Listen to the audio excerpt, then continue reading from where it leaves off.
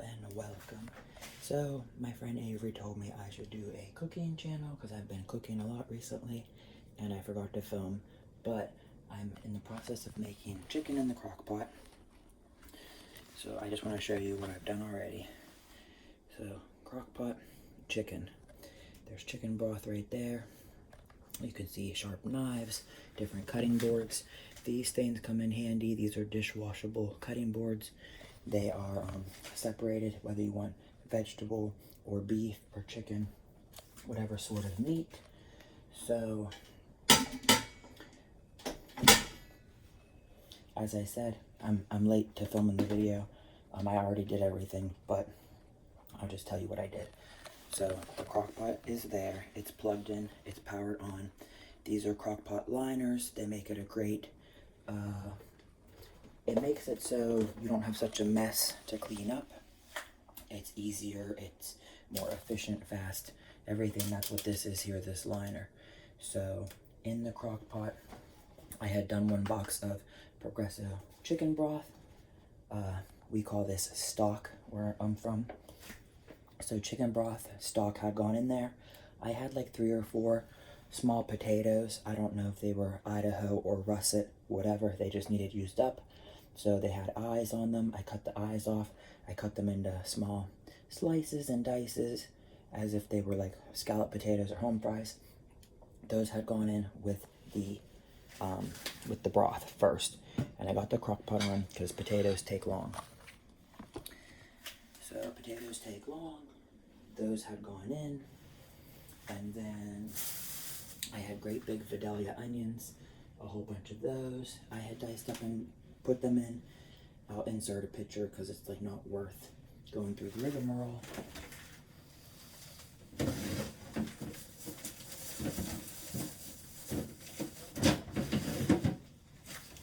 But yeah, okay, see, great big onion. Great big onion, big, big, big. In this crock pot, I decided to leave everything in great big chunks as far as the onion.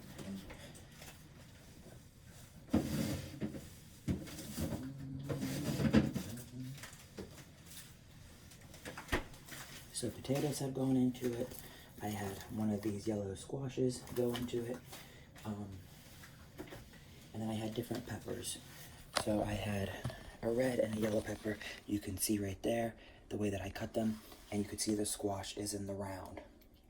So the potatoes was in the broth and Vidalia onions in great big diced chunks in the broth, okay? Then I took out the chicken.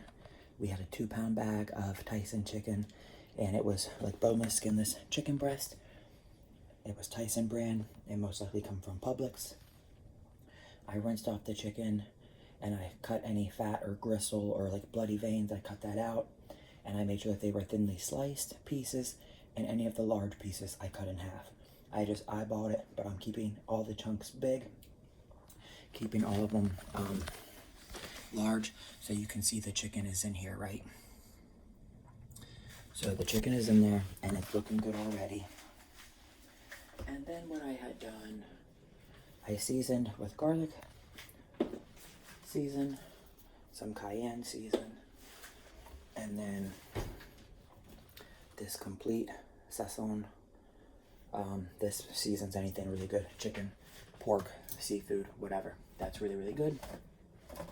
I normally use these onions, but I'm not because I put so much onion into there. And I often will do black peppercorn ground. And we have real garlic cloves that could have gone into there, but I'm just lazy and I don't feel like peeling them and crushing them, yada yada. So the chicken is thin slices, and what I had done, the broth with the potato and the onion all soak and marinate, and I already had the lid on it. Like I gave the potatoes a kind of a head start, so to speak. The broth was there. The crock pot was like preheating. You know what I mean? So I had seasoned everything first, the veggies that were in there stewing, before I did my layer of meat. And then that's now stewing. So I seasoned the meat below, and then I seasoned the meat on top, below and above. Heavy with the seasoning. And then you see these veggies that I just julienned right here. I diced and sliced. And as far as the peppers, obviously you clean out the seeds, you clean out the stems, because you don't want or need that. anything that is a hard rind, you get rid of that, okay? You could put the seeds in there, but most people don't want that because it make it more hot and spicy, and then you get them stuck in your teeth and stuff. So all I'm gonna do now is take these veggies, put them in top of the chicken, and I'm gonna add one more box of broth lightly. And I'm gonna put the lid on it and let it go until it's time for dinner, and it'll be delicioso. And check out my shirt that I got for my birthday. I love, love, love, love, love this shirt. This is Starry Night by Vincent van Gogh on Amazon. And there you have it. I have tomatoes. I don't think I'm going to put the tomatoes in, but they're the vine tomatoes. And then this is really good because I had made chicken with this maybe 2 weeks back, and we seasoned marinated this. Muy delicioso. And there's also a teriyaki that I had in chicken. And here's this. And I might put 1 spoon of butter into this crock pot because that's my mom and grandma's secret recipe for anything. The secret ingredients in my family's cooking is butter, sugar, like brown sugar or regular sugar, and vinegar. That usually goes in a lot of stuff, from their chili to their spaghetti meatball, yada, yada, yada. In the spaghetti meatball goes bread and milk. But this turned out really good, this teriyaki sauce, because we made this. I made that in Colorado, Bobby.com.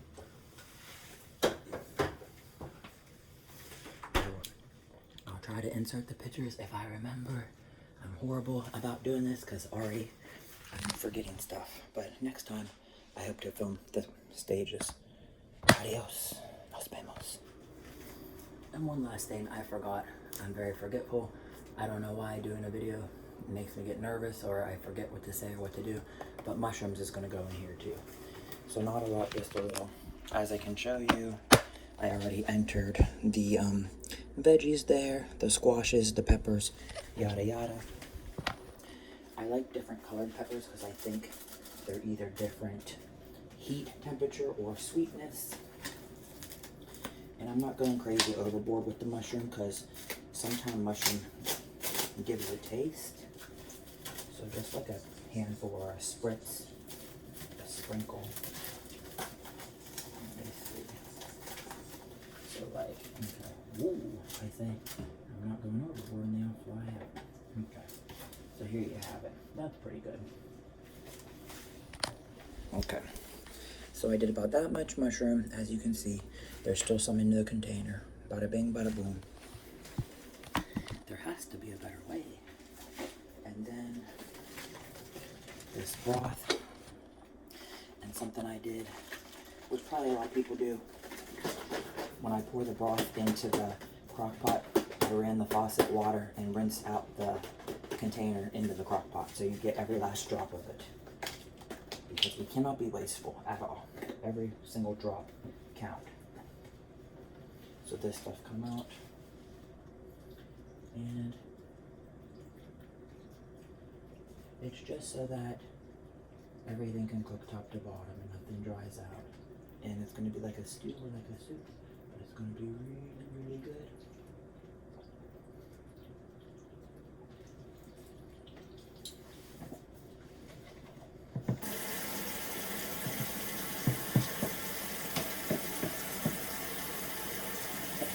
So just to get every last bit out. Like I said, you put a little bit of water in here and swish it around. Just to make sure that you get it all. If you can't go wrong, can't go wrong, can't go wrong.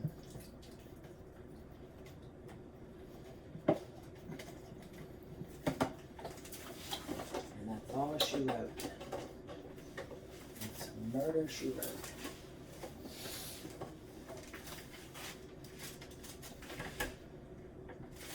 Okay, so I will show you one final view of what it's looking like as of now. So there's onions, potatoes to the bottom, and broth, and then a layer of chicken, and then all the vegetables, squash, pepper, mushroom, and then of course seasoned, layered below and above the chicken, the garlic, the cayenne, the complete. All I'm gonna do is put some black pepper on the top. Not that you can see and not that it matters, but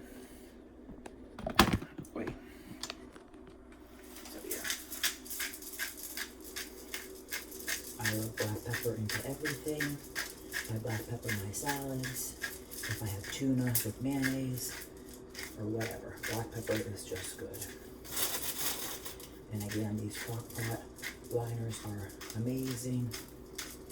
And this will just soak and cook and marinate and roast. And the lid go on like this. And you set it and forget it. So that's it. That's it, Fort Pitt.